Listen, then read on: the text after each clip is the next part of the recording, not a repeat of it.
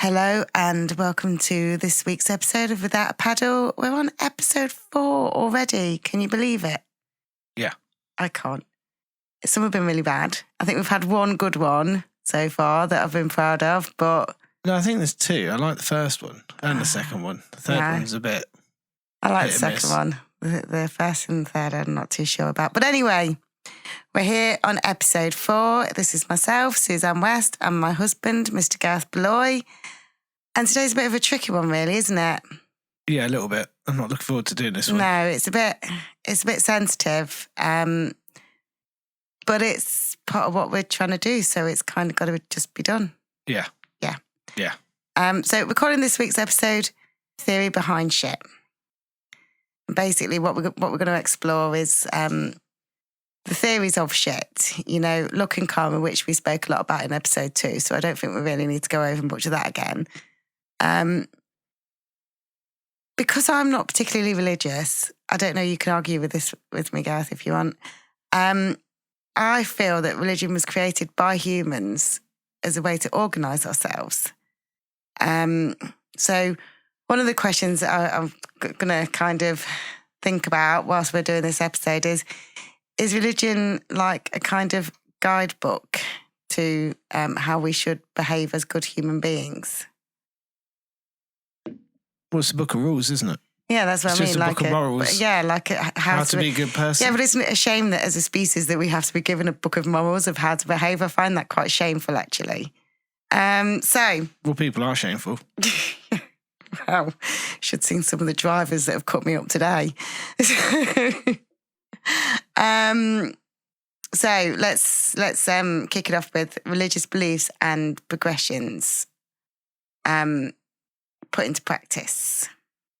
Okay. So, and if we relate this to like grief and bad luck and everything else, I mean, what do beliefs and like progressive beliefs help us to understand about? Sorry, my microphone's falling out. Help us understand, you know, how to grieve a loss or somebody that we're missing or something bad that's happened, you know. Well, how does religion do that? Well... How can I be this lost? So don't just start. I'm really confused. So I'm leaning on the table now. That's okay. So right, one of my favourite quotes is by David Lethen, which is what separates us from the animals, what separates us from the chaos is our ability to mourn people we've never met. And he's talking about empathy in relation to that quote. Yeah, I can sympathise, but I don't know, maybe it's me. Maybe, I don't know if I am empathetic. I'm more sympathetic, I think, than empathetic. I don't get empathy. So you can't mourn somebody, you can't feel sad somebody you've never met's died? I can sympathise with the person, but if I don't know the person, I don't feel bad. So when Kurt Cobain died? I was about, what was that, 91? I would have been... No, it weren't 91. Was it? Was it 94? It's either 91 or 94. I would have been about 9. Oh, okay. When Kurt Cobain died, because I'm like a few years older than you, so I was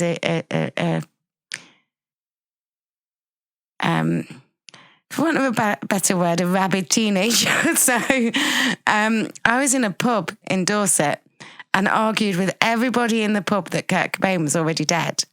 I was camping there with my family and I'd kind of, everybody. I was like, no, he's already dead. He's already dead. He shot himself. He's already dead. And then the next morning I had like 3 very paled, grungy people that I'd met in the pub knocking on my caravan door going, how did you know? And I'm like, no, what? And he's like, Kurt Cobain was already dead. And I was like, because he's already dead. And they're like, no, he died last night. So that was a bit creepy. But yeah, I knew he'd shot himself. It was just like, no, he's dead. I know he's dead. He's dead. End of. You're all being stupid. He's dead. Does that mean you did it? Were you actually endorse it? Yeah, it wasn't Courtney. It was me.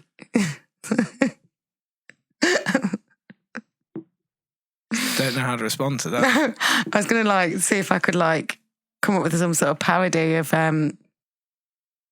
I shot Cobain, but it should have been the Courtney or something, but I couldn't think of one fast enough. So, so yeah. So even though I'd never met him and I thought he died before he died, I was still so heartbroken that Kurt Cobain had died. Dead. Yeah. So that's, I'd never met the man, didn't know him personally. Yeah, but that's empathy, isn't it? Yeah. So you're saying you don't have empathy? I don't know. Really? Possibly, I don't know. Like I say, I can sympathise because something bad happens. If I've been in that situation, I can sympathise with it. But I don't know if that's classed as empathy or sympathy. But anyway, back to where we were getting to.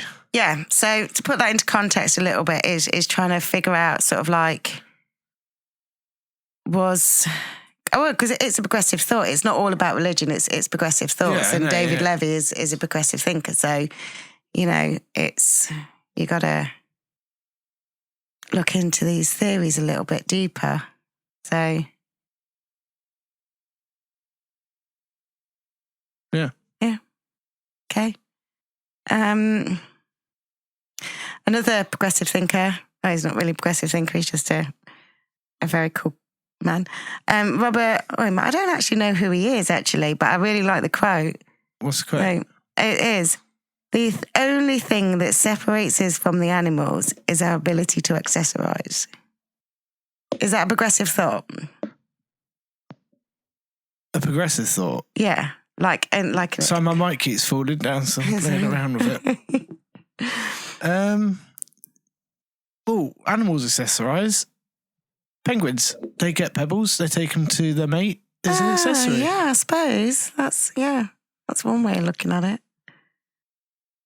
It's an accessory, Penguins isn't it? are the fashion icon of the animal world. Also, if you look at the birds that make the nests for the mate, that's like an accessory. It's like, I've got a house, built your house. They've accessorised a house.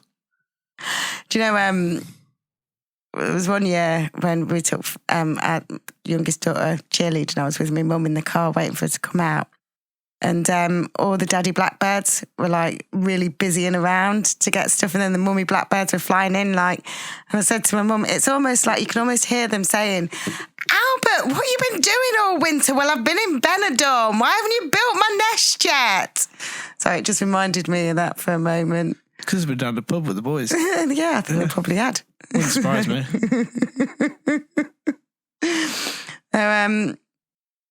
So I suppose you're right, actually. That doesn't separate us from the animal world. No, and also I watched a documentary and there are animals that have seen I think it was a dead giraffe, and you had elephant, or it was an elephant. Something was dead, it was an animal, and all the animals coming through the African plains or South African plains were going there, and they were either stopping and bowing, or they were stopping and acknowledging that this other animal was dead, but showing empathy, I suppose, for this animal that had died. So it's not just humans that do it then. So that completely blows all that out the window, doesn't it? Yeah, a little bit, yeah. Yeah, okay. But it's the first time they've ever seen other animals show respect for an animal that had died. I wonder who that animal must have been, like the king of the jungle or something. I bet it was well respected. What's the king of the jungle? The animal that was dead. Yeah.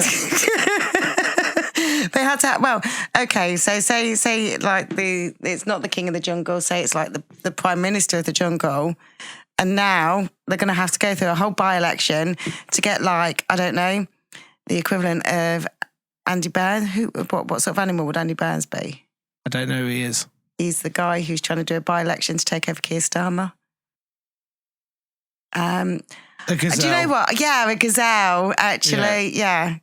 So that there's a whole by-election throughout the gazelle bit of the jungle that's trying to work out who's they're gonna make him not mayor of the gazelle and other four-hooved animals anymore, but you know, they're going to make him like just an MP of just the gazelles, and then he's going to go and take over the lion that took over from the thing that died, because we're all suspicious that maybe the lion killed the thing that died. Anyway, I'm going off on a tangent here. So let's go back to where we were. Okay, sorry. But yeah, I suppose that leads us quite nicely into what we were going to talk about next, is exploring hardship with togetherness. Okay. I'm just trying to see how this relates to shit. Well, because it's the theory of shit, isn't it? So, I see what you're saying. Yeah, I get you now. Yeah, Stay on the train. Yes. Stay on the train, Mr. Bloy. Right. Don't fall off. So, where are we? Sorry? We're exploring hardship with togetherness. Okay. So, the shit we've been through. Yeah. And we've been through it together. Yeah. Would we have struggled more had we been going through that shit without each other?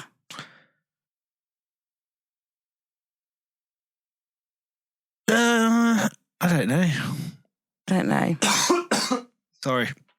Well, I don't know, because, like, if you didn't have me and I didn't have you, we would have found someone else. It would have been like a family member or a friend. Yeah, but it's still somebody to go through the hardship with. Yeah, someone that you can relate to. Yeah. With to help you get through that. Yeah. So. But yeah, I don't know. It's harder to go through shit alone. It depends on the shit, though, really. I mean, because I always used to be like, I used to have this thing that, you know, people say shit shared is a shit halved. But I always used to think shit shared is a shit doubled, because now it's my shit and your shit, and we've got to deal with this shit together, and it's double the shit because you've got your shit about my shit and I've got my shit about my shit. So why bother talking about it? I don't know. Well, no, and I suppose it helps because regardless, like I could talk to you about my shit and you probably sit there and go, I've got no idea. No, you talk to me. But the thing, not saying you do, but you could do. But the thing is, it's you being able to talk to get it sorted in your own head. It's not for someone to tell you what to do. I know, but like you tell me about some of your shit, and then I get really, really angry because you're my people, and so I'm like, now I'm really upset because not only have you upset my person, but I'm upset for my person, which means that I'm upset. So now I'm upset, so I'm doubly upset. And then I get really angry, and you tell me off for being angry because it's none of my business. You just want to vent. Off for being angry. You do. You just get annoyed with me. Yeah, because there's no point in getting angry or upset. Yeah, but I'm going to get angry for that reason. Well, you got run into, and you won't give me that guy's number to phone up. So, and I saw him in the parking lot the other day. See, this comes into this kind of thing, doesn't it? I don't think we've talked about the accident yet. No, well, you got reversed into, didn't you, in a car park? And then there's a bit more than that. Yeah, I know. But what I'm trying to say is I've lost my train of thought now. Okay. What happened is I had to pick Gareth up from work. He said, I'll be finishing at this time. So I got there for this time. Then he was like 45 minutes late. So I was there with two kids in the car. Admittedly, one was an adult, but even so, being annoyed. No, that wasn't even that time. We were already in the pub. Yeah. You were in the pub and we came and got you. I was waiting for you to come pick me up. Yeah. So we went and picked Gareth up, came out, got in the car. I reversed out of my parking spot and around to kind of drive out. And this massive transit van just reversed into me at speed and completely dented all of my driver's passenger side door. So it's a bit annoying. Yeah, but the thing is, what I'm trying to get at, I remember what I was getting at, is that that's your shit. I was there, so it's my shit as well. But you won't phone him up. I said I'll phone him up and talk to him. And you said, no, I'm just going to pay for it. I saw him in the car park the other day, and he said, oh yeah, I'm going to talk to the insurance people. And he hasn't, because obviously he's a knobhead. Yeah. But I think you should give me his number. I'll just phone him up. Yeah, but I absolutely hate confrontation. I really hate it. I just find it really awkward. I'm a very angry person, but I'm the type of angry person that likes to be angry by slamming cupboard doors and like angry folding towels and angry cleaning and angrily jet washing the pavement in the garden. That is how I like to be angry. I don't like to be angry by actually telling the person that I'm angry with that I'm angry with them. Unless it's you, of course. So in conclusion then, what you're saying is about sharing your shit with someone else. Does it help or doesn't it then? Because obviously, like... I don't think it does. Just makes it worse. Yeah, because then you've got two lots of shit. Like I say, you've got and your two lots shit. Of angry. Yeah. And then you've got, because that person loves you, you've got, like, they're feeling a certain way of shit about it. And, you know, and it's just, I agree that it's good to talk and I think everyone should talk, but I don't agree with the kind of theory of problem shared is problem halved. I just don't think that's the way it goes. Unless you like talking to, like, I don't know, a Buddhist who can be really calm and level-headed and tell you exactly what you need to do. Well, I suppose that all links back into our karma. So we both must have had some bad karma for you to get hit by that. Or is it just bad luck? I think that was just bad. So that literally is just shit happening. I don't think that was even my bad luck. I think that was his bad luck. I think he did something bad that day and... His bad luck became your shit. Yeah. One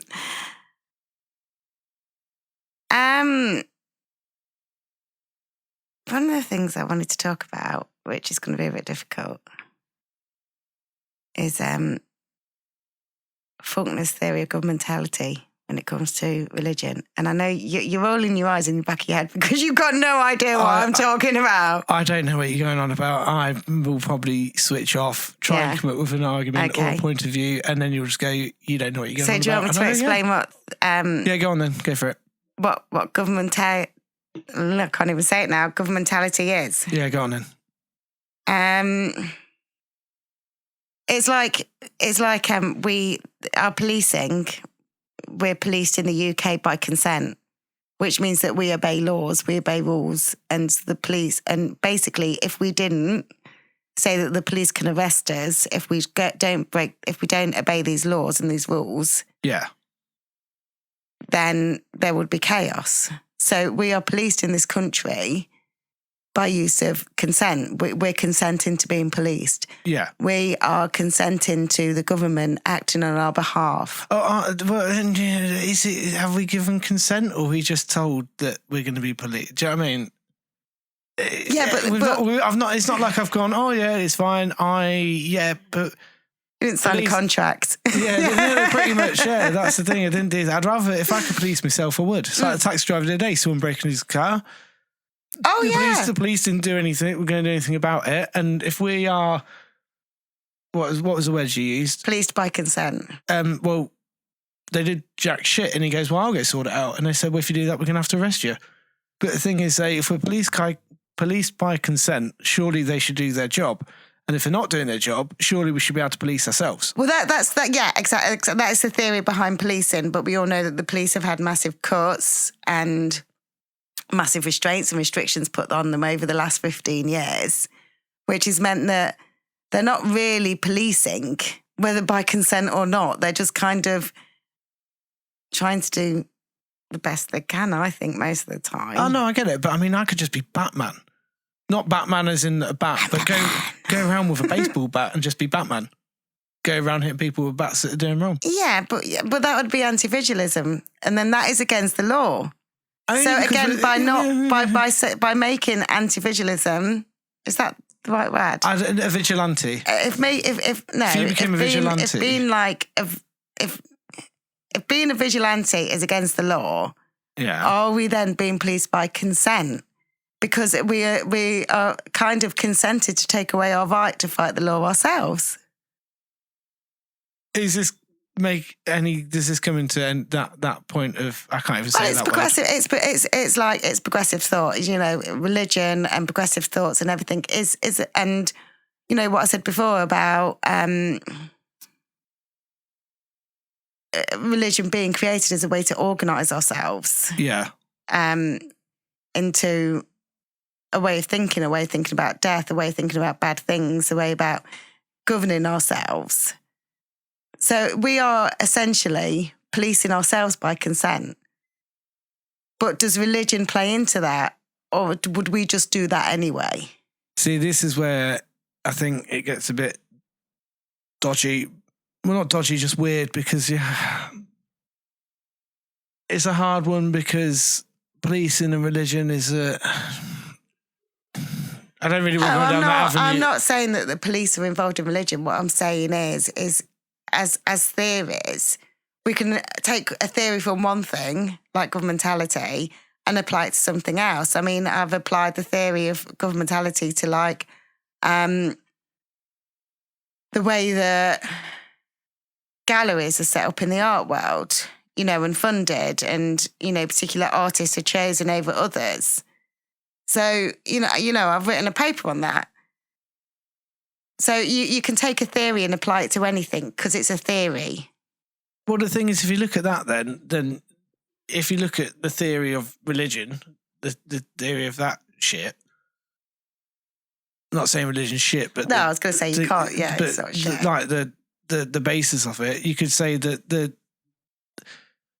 policing is based around the Ten Commandments to a certain degree. Yeah. Like, shouldn't steal... Well, there's only one, really. Oh, no, just don't. It's taken bits from it. Do you know the Ten Commandments? I do. Go on then. Sloth, gluttony. No, that's not the Ten Commandments. They're the 7 deadly sins. Oh, shit, yeah. Thou shalt not steal is a commandment, though. It is. Let me see if I can remember them. Thou shalt not steal. Thou shalt not murder. Thou shalt not covet thy neighbour's wife. Lay with a neighbour's wife. Covet means be attractive to, fancy. Oh, okay, I get you. So we've got... I don't even like our neighbours. Theft, murder, stealing. I can't remember the rest. I've only got 3. Oh, my God. Yeah, but if you look at that, those are the 3 main ones that have... Let's say that religion is like... That theory of... The 10 Commandments have been taken into the justice system of not steal, not murder, or... Yeah, but it's not an offence to fancy your neighbour's wife, is it? Well, I thought it was lay with your neighbour's wife, because then that would be an offence, because it's adultery, isn't it? Yeah, but adultery still is an offence. Well, it is if you go to court and you want to get a divorce. It's still, by law, it's seen as frowned upon, isn't it? Do you know what I mean? It's still not an offence. People can't help who they fall in love with. So it's not an offence. I suppose so. But yeah, so they've taken 2 of them in there. So I suppose that ideology of that from the... I'm sure when Moses climbed up that rock with his big slabs of rock to listen to God, to not type out, obviously, but to chisel out the 10 Commandments that God told him, I'm sure he was thinking, in millions of years' time, when people can only remember 3, I'm going to be really pleased that 2 of them are in the law. Yeah, I suppose so. Anyway, I think we're drawing this episode to a close now. I think so, yeah. So the conclusion, basically, is that there is no conclusion. It's ever expanding. It's forever unclear. And everyone is right. Because everyone's entitled to their fucking opinion. Yeah. Because opinions are like arseholes. So theory is just opinion then? Because theory, unless it's proven, is not fact. Yes. Yes. So theory is an opinion. Yeah. You can apply other people's theories to aspects of facts. But yeah, it's just a theory. It's not an opinion. Everybody's right because nobody's wrong. Because but if all their shit is, and they're thinking the same way and it turns out to be true, then that would become fact, wouldn't it? No. Yeah. So if you had 5 people with the same theory and they all proved the theory worked, then that would then become fact. No. No. Say, for example, there are 5 people that said that this rock could be held up by the thought of my mind, by the power of my mind. Yeah. And those 5 people all agreed with each other that that rock could be held up by the power of their mind. And then somebody came along and tried to hold the rock up with their power of their mind, and it wasn't held up. It would still just be a theory. It doesn't matter how many people have the theory, unless it's actual proven to be fact, then it's a theory. Yeah, and I know what you're saying, but what I'm trying to say is if those 5 people did it, then that would become a fact. I'm just going off on one now, aren't I? Yeah, I think so. Yeah. I think basically when it comes to shit like this, you got to do what's right for you. You got to do what feels good. And if like following a god or gods or following psychologists or philosophers, whatever makes you feel good, you've got to do, basically. So, and that's why I'm saying everybody is right. There's no right or wrong to this question. Everybody's right. So what you're saying is the theory behind shit is that everybody is right. Yeah. Everybody's got a theory behind shit, and their theory is absolutely 100% correct. Oh, yeah, because it's valid to them. Yeah. Yeah, no, I get that. So, yeah. Okay. Episode 5, Mr. Bloy. Yeah. What's happening in episode 5? I don't know. Are we talking to the people, aren't we? We are. I thought that was episode 6. We haven't got an episode 6 anymore. Why not? I lost it.